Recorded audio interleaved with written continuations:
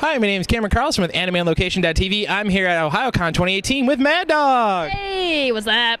Alrighty, so how'd you get started in the world of music? How I got started? Well, professionally DJing, I kind of started because I didn't see any women DJing. You know, I have enjoyed dance music all my life, but I never saw a woman DJ until I kind of started doing it and met fellow female DJs. But I kind of started because I was like, hey, where are the ladies at, basically? Like, where are my ladies? So I started DJing, and it kind of just like, it wasn't really something that I was like, it's not what I went to school for. It's not, you know, something I envisioned myself doing, but it kind of just like took off, and I'm not mad about it. Awesome. So it says in your bio that you moved a lot growing up. Do you feel this helps with your music and performances? Because we know like you have a different sense of fashion, you've grown up different places and been influenced by different cultures. So do you feel that has helped you with your musical taste and talent? Yes, that is a wonderful question. Yes. So I was born in Atlanta, and then I moved all around Florida. I lived in suburbs of Chicago and Detroit. So back in the 90s, when you drove around, you listened to the radio, right? Yeah. So back when people listened to the radio. So I remember every place I lived in, their, you know, pop or like, you know, norm radio station played something different. So like I lived in Chicago, like I remember hearing like Gangster's Paradise by Coolio on the radio. And then I moved to Florida, late 90s, you know, I hear stuff like Alice DJ, Eiffel 65, Sandstorm, and then like the whole 90s Latin wave hit with like Enrique Iglesias and Mark Anthony, Jennifer Lopez. So that was super huge. So that totally really influenced like how I play, because I love all sorts of music. You know, I love Latin, Brazilian, I love hip hop, I love old school trance and electro and Sandstorm. Like I love that stuff. So yeah, it definitely has totally shaped who I am as a person and what I play.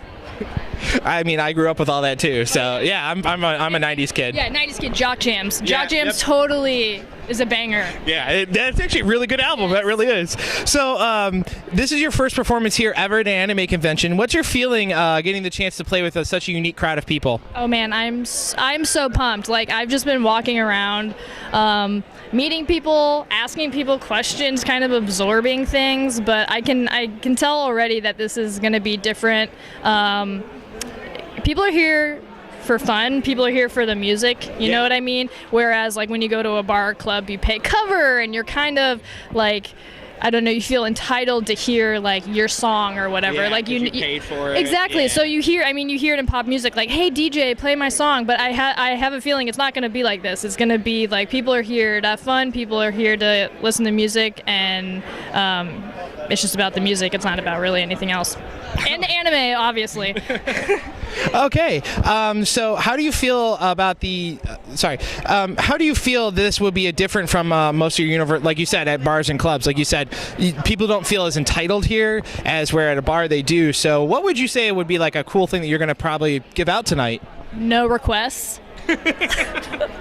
I'm really pumped about that. So yeah, usually like I'll get people will flash me their phone, or like, you know, I get people in my face, do you take requests? So I don't think there's going to be any of that tonight. So it's just kind of like strap in, you're on a ride. Alrighty. I'm pumped for that. All right, sorry, I didn't mean to cut you off there. No. So the music world is very male-dominated, as we've discussed, and you're one of the very first females to actually really go out and above and go beyond the male crowd of people. What does that mean for you to be a woman leader for more DJs of color, women, LGBT, all that type of stuff? So what does that mean for you to be like one of those forefront people? Yeah, I definitely am not. I don't think I'm the first, but I'm definitely one of the first, like in my area. Like I said, I grew up never seeing a female DJ, and now I can see there's a couple of girls in my town who are in college who are kind of experimenting with it. So I can tell that just in my local area, kind of I've already started to influence the scene. But as far as like female producers, like name one. I can't think of any female producers, and so I think trying to, DJing and producing, I think they go hand in hand and is really important. So I'm kind of, I'm learning music production right now. I don't have a lot of people to ask about that, but I think it's going to just make me even a better music producer because I'm having to dig and find those answers and get on YouTube and look up the tutorials and watch them once or twice or 3 times. And you said that you feel great to be a woman leader in DJing. I mean, yeah, and I mean, it's like you see all these male DJ lineups. It's just like, and I've literally been told like I can't be on a lineup because it would be too gimmicky to have me because I'm a woman. And then I've had people ask me, well, why don't you just hide your gender, like not let it be known? Yeah, like, and I'm like, why would I do that? I'm proud of my gender. I'm proud to be who I am. So like I've gotten tons of that, but it's like every time I hear something like that, it's like I must be doing something right. You know what I mean? Yeah. So you're digging under people's skin. I am, and so I mean, it's empowering. It feels good, and it's kind of like there's no rules because no one's done it yet. So like I don't have any rules. No one can really tell me like.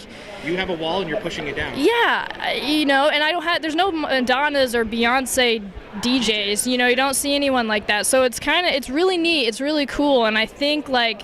With this whole expansion of EDM and dance music, like being more mainstream. Within 10 years, I bet there's going to be some cool things happening as far as like female or people who identify as a female in the music industry, especially EDM. I mean, like I said, that's wonderful. I mean, you're literally pushing down those walls. So again, we've discussed that. Your music has a wide range and played mainly between house and techno. What drew you to mostly these two styles to mainly produce in? I like going back to Florida. Like that's kind of where I spent most of my time. Like that's what you heard on the radio. You heard Alice DJ and Vanga Boys, and like you heard stuff that was like kind of really fast tempo and hit hard and like and Prodigy. Like I love the Prodigy. So like that stuff, and it's all analog. It's not nothing, no MIDI, no anything. It's all analog. 808s, 909s, like drum machines. So I really love that sound, and I love that it's not perfect. You know what I mean? It's not super clean like a lot of like a lot of the new stuff. Yeah, you can just tell that like they just hooked up a MIDI keyboard and went beep boop boop done. But I like the rawness of that sound, and that you find that a lot in techno and hard house and happy hardcore and kind of like the early 90s, late 90s stuff. Yeah. So I don't know. There's just a lot of it just sounds genuine and authentic, and I think that's what really draws me to that genre, those genres. I like that stuff too. I grew, like I said, late 90s guys. Yeah. So we talked about you being a producer. So how has that been impacting you? Like you said, you've been trying to learn more, produce more, and understand it from that angle as compared to just playing a set and just going out there making a list and just playing a set. Yes. The learning curve is way different, and I think it's a lot steeper, and you don't get that instant gratification like you do with DJing, and I think that's why a lot of people nowadays kind of gravitate towards DJing, because it's easy to go get a digital DJ controller, plug it in, play with your friends, play for your friends, and have them be like, oh my gosh, you get that instant gratification, whereas music, I could be working on a track for 6 months or a year, release it, and have like 3 likes on SoundCloud. So like the gratification's not there. You have to work really hard for maybe little to no credit. So you really have to love the process of making something and like going to like working on something,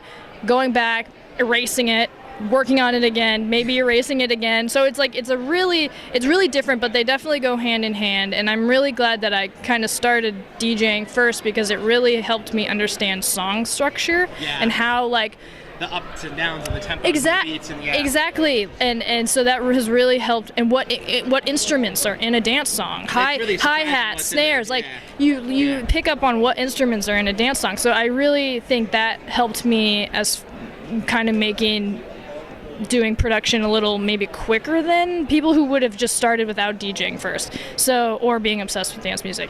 So yeah, so you're like, oh, that, like you can hear something like, oh, that's a 909, or that's like a 303 or whatever, but you hear what instruments are in these songs. Yeah, so it's really cool. But yeah, the learning curve way steeper. It's really different, but in the end, it's really cool to like hear something and be like, I made that. all of it. You know, and I made every sound out of like an analog. You know, I didn't find that online or sample something. Like, that's a sound that I made, I manipulated, and made a song out of it. So that's it's more rewarding than just putting a set on.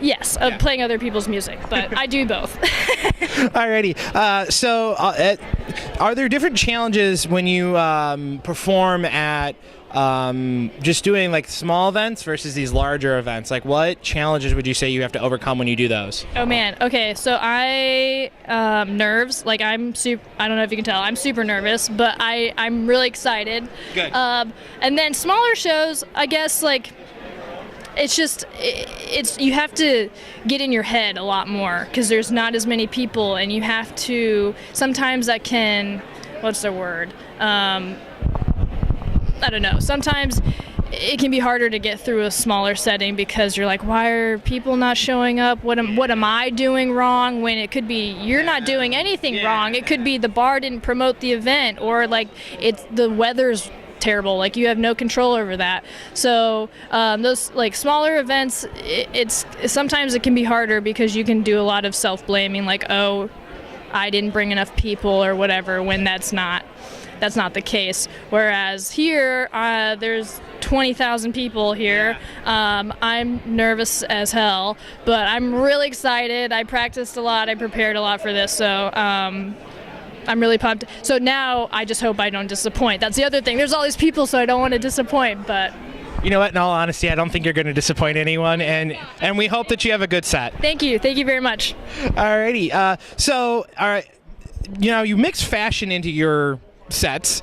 Now that since we're here at an anime convention, is there any chance that you will have your own sense of fashion for this evening? Yes. Okay, so actually that's what I went to school for at Indiana University. I got my degree in business and fashion, so that's something I've always been into, and that was like my career for a while. I was doing music merchandise, and then I got into music. So tonight, my boyfriend's really into that Splatoon game. There's a DJ in it named Marina who like I kind of look like oddly. So I'm gonna try and emulate her as much as I can. Cool. Like I said, I've never been to one of these before, so I might fail. But don't worry, I've already got my nails painted lime green, so that's what I'm going to do tonight. Alrighty, so is there any way for fans to check out any current work you have and any current work or any projects you have on lockdown that you might want to start telling fans about? Okay, yeah, I'm super pumped. So you can check me out on Facebook, Instagram, SoundCloud, DJ MADD0G True, TRUE. That's my real last name.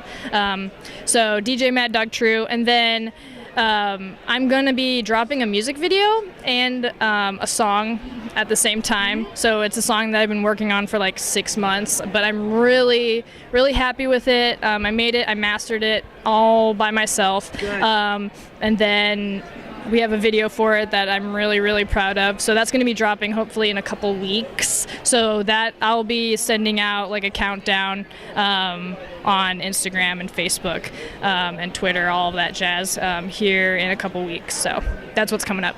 Alrighty, and now is there any message you would love to get out to the fans that have kept up with you, have been passionate for you, and have given you so much support? Yes. Support your local female artists and musicians. They work their asses off for you. Support them, support them, support them.